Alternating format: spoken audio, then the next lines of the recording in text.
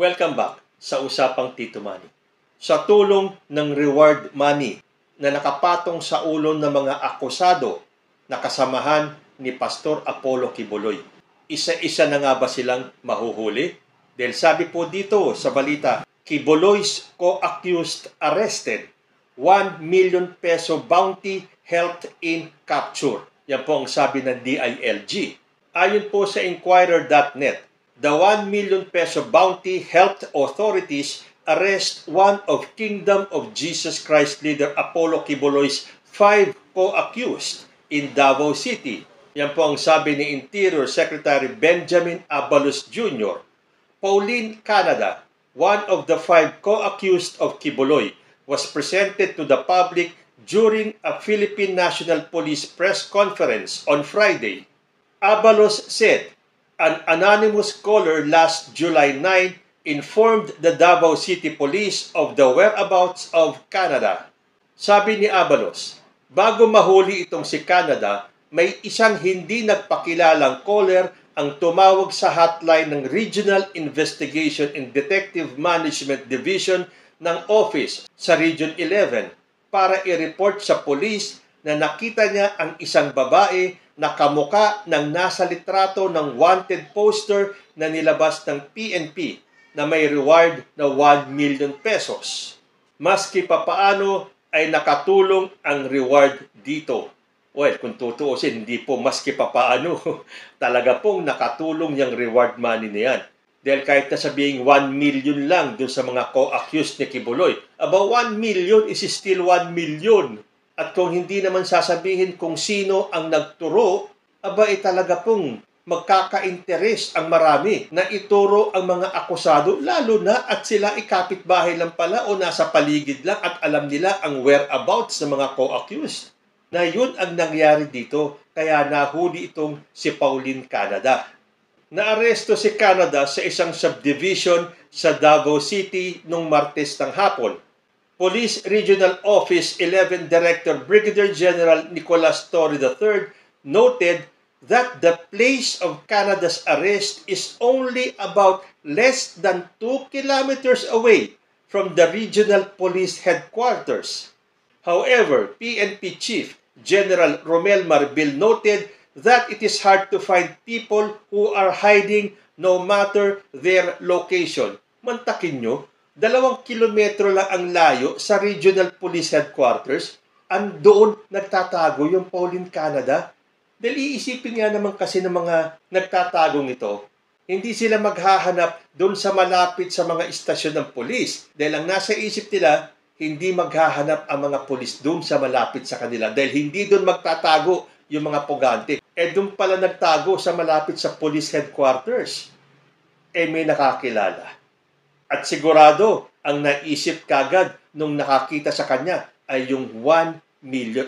Kahit na ako kapag nakita ko ang isa sa kanila, at siguradong hindi naman nila malalaman kung sino ang nagturo sa kanila, isusuplong ko. Lalo na kung kailangan talaga nilang humarap at sagutin ang mga akusasyon sa kanila. So ngayon, mabibigyan ng pagkakataon itong si Pauline Canada para depensahan ang kanyang sarili. Kaya lang, sa pagkakahuli kay Pauline, hindi kaya siya mismo ang magtuturo kung nasaan pa yung iba mga kasamahan niya? Sabi naman ni Marbil, mahirap hanapin ang tao na talagang nagtatago. They know what to do. They know what to expect pagka nandyan yung mga pulis. But sinabi ng ating minamahal na Secretary of the Interior and Local Government na may reward. Ngayon, mas marami tumutulong sa atin. Iyan ang katotohanan.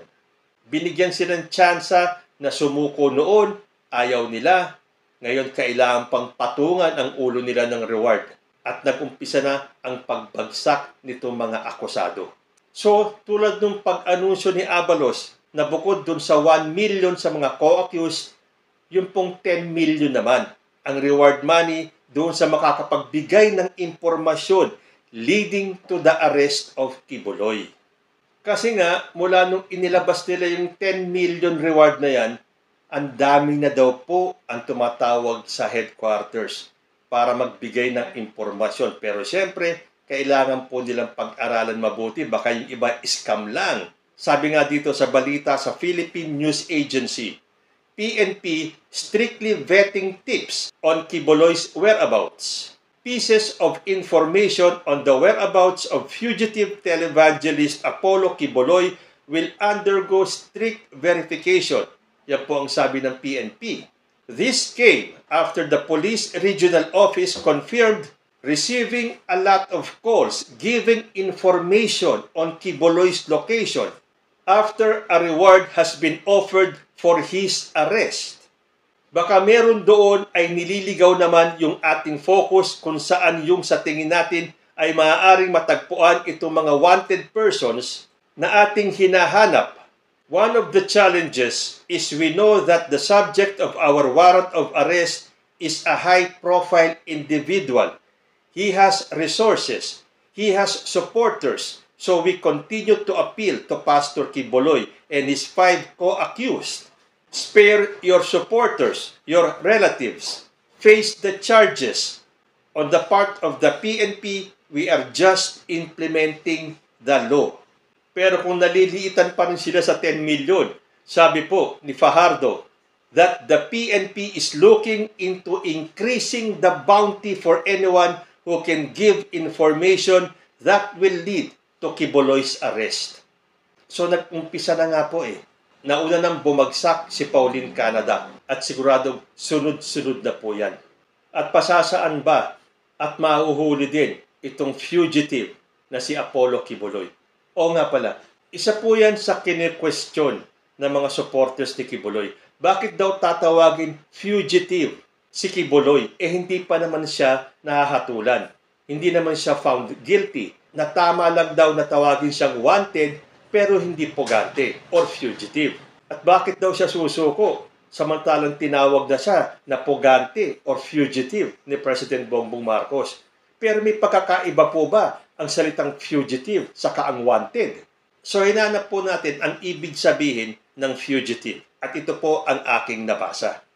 A fugitive from justice, also known as a wanted person, can be a person who is either convicted or accused of a crime and hiding from law enforcement in the state or taking refuge in a different country in order to avoid arrest. So ayon po dito, ang fugitive also known as a wanted person. So pareho po ang ibig sabihin ng fugitive or ng pugante at ng wanted. Dahil ang meaning ng fugitive saka ng wanted, a person who is either convicted. Ito po yung kine-question ng mga supporters nila na hindi pa naman convicted si Quiboloy. So hindi dapat tawaging fugitive. May karugtong pa po yung meaning. Sabi pa dito, or accused of a crime and hiding from law enforcement in order to avoid arrest. O sige, diyan nagfo-fall sa kategoryang yan si Apollo Quiboloy. Hindi nga siya convicted, pero siya ay akusado at nagtatago kung saan man to avoid arrest. So malinaw naman po siguro, you can call Apollo Quiboloy a fugitive or a wanted person, iisa lang po yun. So at this point in time, ang dapat lang talagang gawin ni Quiboloy ay sumuko na at harapin ang kanyang mga kaso. Dahil hindi ba yun naman ang gusto niya? Dalhin daw sa proper forum, dalhin daw sa korte, at doon niya sasagutin ang lahat.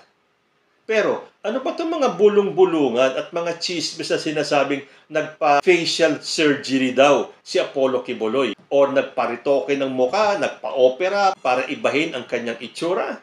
Na kesyo binayaran daw yung doktor ng 6 million pesos para siya ay operahan. Pero kung totoo man yun, edi meron makakaalam na nagbago ng muka si Quiboloy. So anong gagawin nila? Hindi na palalabasin ng buhay yung doktor pagkatapos ng operasyon dahil lahat ng taong pwedeng magtraidor at isuplong si Apollo Quiboloy ng dahil sa 10 million pesos na reward is suspect. Hindi sila dapat magtiwala sa kahit na sino, kahit na yung doktor na magre-retoke ng mukha ni Quiboloy. Your life is on the line. So sa tingin ninyo, May katotohanan ba na nagpa-plastic surgery si Kibuloy?